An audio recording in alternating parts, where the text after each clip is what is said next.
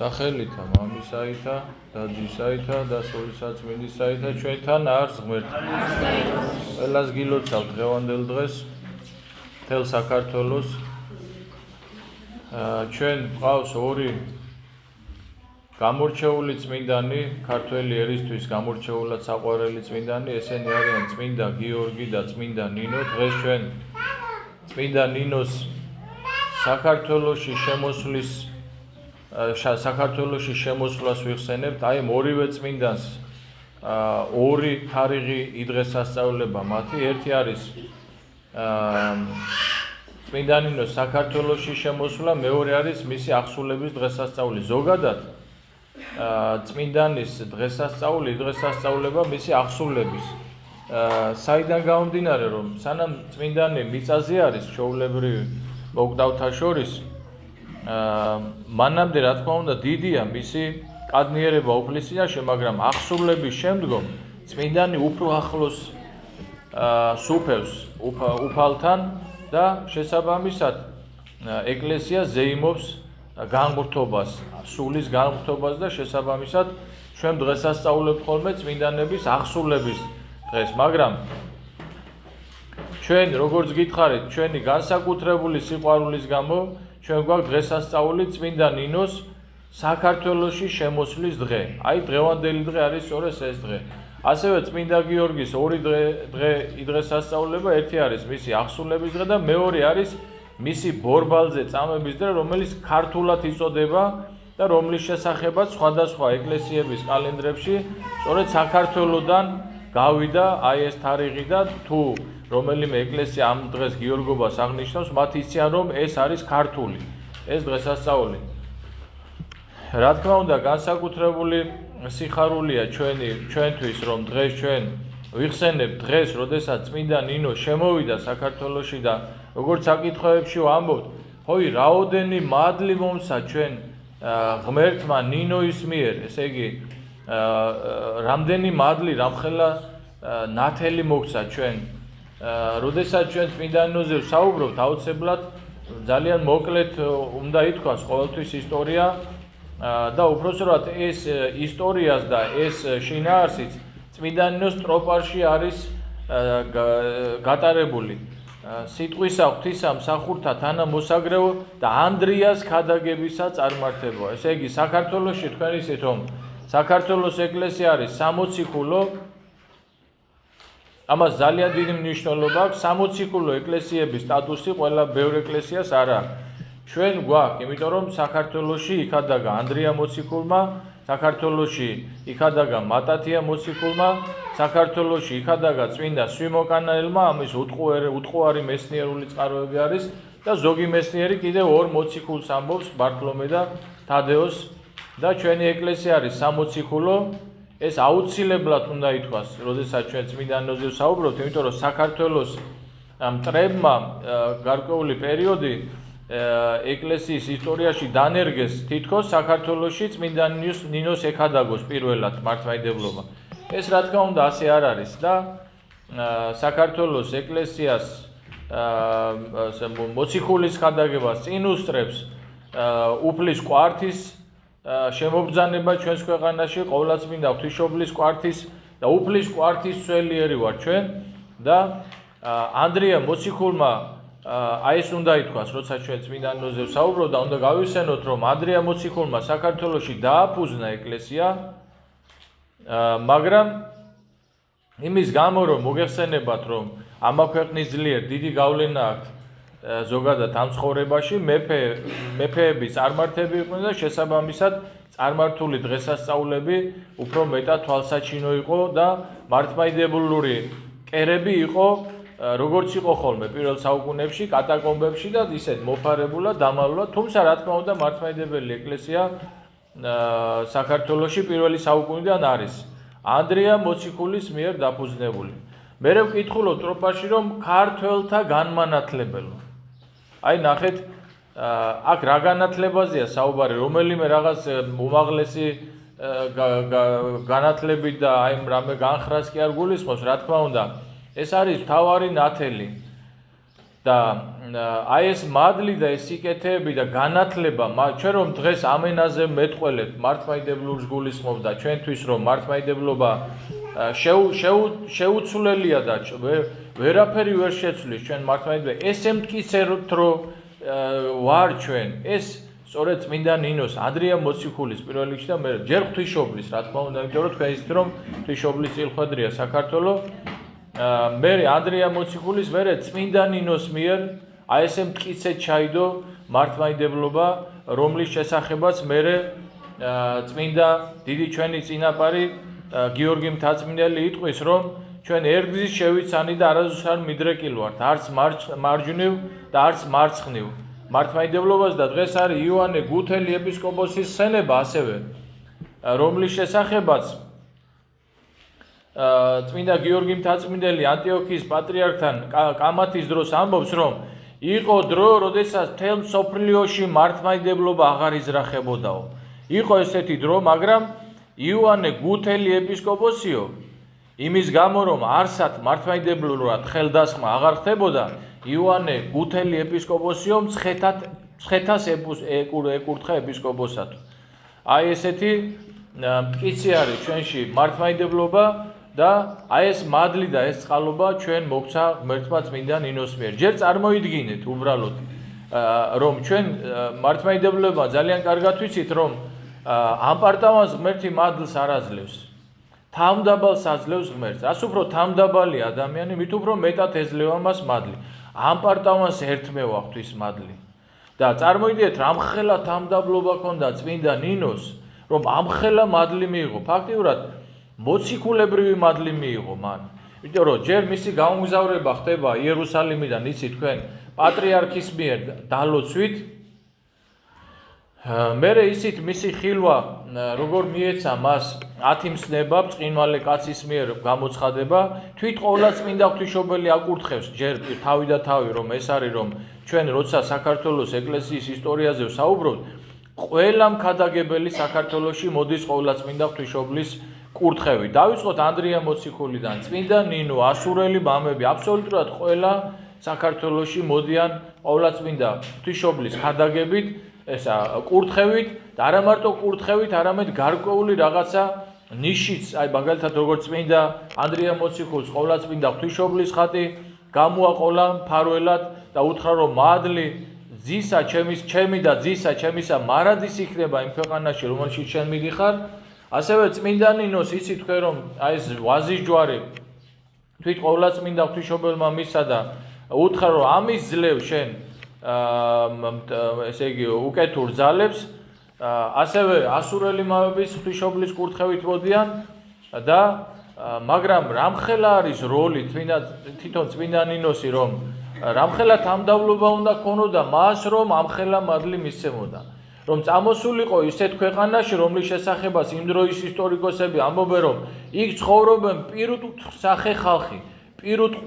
ხალხი. წარმოიდგინეთ თქვენ რომ თავიანთ შვილებს სწირავდნენ ხოლმე კერპებს. და აი წარმოიდგინეთ ამხელა თამდავლობა ქონდა წმინდა ნინოს, რომ მან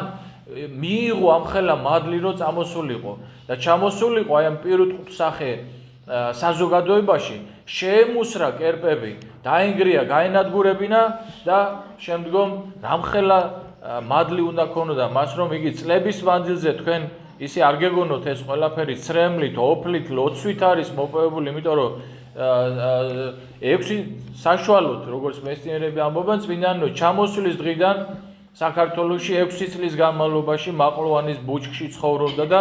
იქ ლოცვასა და მარხვაში ავედრებდა საქართველოს უფალს და მერე მოყვა ამას ძალიან დიდი სასწაულები. იცით, კურთხეულას ღმერთი, რომელსაც ყოველსა კაცსა ნებას ცხოვრება და მეცნიერებასა ჭეშმარიტებისასა მოსვლა. ღმერთს უნდა რომ ყველა ადამიანი მოვიდეს ჭეშმარიტების შემეცნებაში, მაგრამ იმისთვის რომ ადამიანები მოვიდნენ ჭეშმარიტების შემეცნებაში, აუცილებლად უნდა ეკადაგოთ. და უნდა ეკადაგოთ იმ ენაზე, რომელ ენაზეც ისინი შეიწყნარებენ ამას. და წარმოიდგინეთ თქვენ რომ წარმართების მოქცევა იმდენად ძნელი იყო, რომ პავლე მოციქული, რომელიც ეკლესიის მდევნელი იყო, ქრისტე მასზე დაუშვა ძალიან დიდი სასწაული, თვალები დაუბრმავდა მას. და მე აუხილა თვალები და რომ მის შესახებ რო ეუბნებიან რომ ეს ეკლესიის მდევნელი იყო ბარნაბა მოციქული რო ეუბნება ანანია ვინც უნდა მონათლოს რომ ესო ეკლესიის მდევნელი იყო და შენო შეასრულე ის რასაც გეუბნები იმიტომ რომ მე რჩეული ჭური მიპოვნიაო ანუ წარმართების მოქცევისთვის ღმერთმა პავლე მოციქულზე ჯერ რა თქმა უნდა მისი პიროვნულობიდან გამომდინარე იმიტომ რომ მას ძალიან ბევრი სიკეთეები ჰქონდა პავლე მოციქულს თვალები დაუბნელა სიბრმავე მიიბადლა რომ მე მოქცეულიყო და წასულიყო და ეკადაგა ესე მხურვალედ იმ ენით რაენითაც მე ასეულები და ათასეულები და უფრო ბევრი გახდებოდნენ ქრისტიანები მოექცეოდნენ და იგივე სასწაული ნახეთ აი როგორ უყვარს უფალს ქართველი ერი რომ საერთოდ ცნობილია რომ ისტორიაში რამოდენიმე გზის მოხდა ესეთ შემთხვევა რომ აი ღმერთმა რაც შექმნა აი მზე მთვარე და ვარსკვლავები ისინი ერთი წამითაც არ არღვევენ ღმერთის ბრძანებას მათ თავიანთი კურთხევა აქვს და როგორც აქვს კურთხევა ისე ადიან და ისე ჩადიან და რამოდენიმე შემთხვევა იყო როდესაც მოხდა მზის დაბნელება მაშინ როცა არ უნდა მოხდარიყო რამოდენიმე სულ აი ძველი აღთქმიდან ისუ ნავის დროს იყო აგერ სერაპიონ ზარზმელის ცხოვრებაში ხვდება ჩვენ როდესაც ეკლესიის აშენების ადგილს ეძებს სად აშენოს ეკლესია და მირიან მეფეს დაუბნელდა მზე და წარმოიდგინეთ როგორ უყვარს უფალს ქართველი ერი რომ აი რაც ესე იგი სოფლიო ისტორიაში ერთეულები ხდება ესეთი რაღაცა მოხდა იმისთვის რომ მირიან მეფეს ეთქვა ეს სიტყვები რომ აი წმინდანინოს ღმერთო თუ შენ ხარ ჭეშმარიტი ღმერთი გამომიბწყინვენ ათელი და მე ვირწმუნებ შენსას როგორც პავლე მოციქულს თვით ქრისტე გამოიცხადა ვინ ხარ შენ და მე ვარ ქრისტე რომელსაც შენ მდევნიო აი აქ მირიან მეფესაც ეცხადება ესე იგი მთელი ეს დაშვება ხდება იმისთვის ოღონდ რა თქმა უნდა წმინდა ნინოს ლოცვი და მისი მოღვაწეობით და აი ამხელა სასწაული ხდება შემდგომ მირიან მეფე ხდება ქრისტიანი მეფე და საქართველოს ისტორიის ფურცლებზე იწერება ისეთი ესე რო ვთქვათ ჟამი რომელიც აღარც გამეორებულა და არასდროს არ ქონია ესეთი ბრწყინვალე ჟამი როცა საქართველო მთელი ერი იყო მართლმადიდებელი სახელმწიფო იყო სახელმწიფო რელიგია იყო მართლმადიდებლობა და წმინდანინო ჩვენი დედა არის ჩვენი ყველასი დედა არის და ამას შეესატყვისება სამოციქულო სიტყვები რომელიც წავიკითხე დღეს წაიკითხა მე დავითემ რომ პავლე მოციქული თავის მრევლს ესეთ სიტყვებს ეუბნება რაღაცა თუ ბევრ მზარდულ გესხდეს არამედ არა მრავალ მამა რამე თუ ქრისტე იესოს მიერ სახარებისა მისგან მე გშვევ თქვენ აი ესე ქრისტე იესოს მიერ სახარებისა მისგან ჩვენ თავიდან დავგვბადა წმინდანინომ და ეს გააზრება მე მინდა ჩვენ მრევლში მაინც იმიტომ რომ ჩვენ წმინდანინოს ეკლესიის მრევლი ვარ და ჩვენს გააზრება რომ წმინდანინო ჩვენი დედა არის ეს ცოცხალი უნდა იყოს ჩვენში ცოცხლად უნდა იყოს და ღვთის სიტყვით მოგვაქცია უშვა ჩვენ ქრისტე იესოს მიერ სახარებისა მისგან უშვა ჩვენ იცით რა მირიან მეფე სხვანაირადაც შეეძლო მირიან მეფე შეეძლო რომ ცეცხლი და მახვილი გაევრცელებინა როგორც დაუშვათ ურწმუნო და წარმართი იმპერატორები ავრცელებდნენ თავიანთ სამეფოებში მათ მიერ სასურველ სარწმუნოებას მაგრამ წმინდანინო მას უთხრა როდესაც მირიან მეფემ მახვილით მოინდომა მთიულებში სარწმუნოების გავრცელება წმინდანინო მას უთხრა რომ მახვილით არ გვიბრძანა ჩვენ ქრისტემ სარწმუნოების გავრცელება არამედ სიტყვით და სახარებით და აი სწორედ ქრისტე იესოს მიერ სახარებისა მისგან წმინდანინომ ჩვენ გშვა და გშვა ისეთი უდრეკები და გაუტეხელიერი რომელიც დღემდე მოდივართ და არ დაგვავიწყდეთ ჩვენ თავს ხშირად შევახსენოთ რომ დამარხულა არს ენა იგი ქართული ვიდრე ჟამადვე მეორედ მოსვლისა და მეორედ მოსვლის ჟამს ამერით ამხილოს უნდა ღმერთმა მთელი კაცობრიობა რაც ნიშნავს იმას რომ ჩვენ მტკიცეთ უნდა გვეპყრას მართლმადიდებლობა ჩვენ რა უნდა ვთქვა დღევანდელ დღეს რითი უნდა წმინდანინოს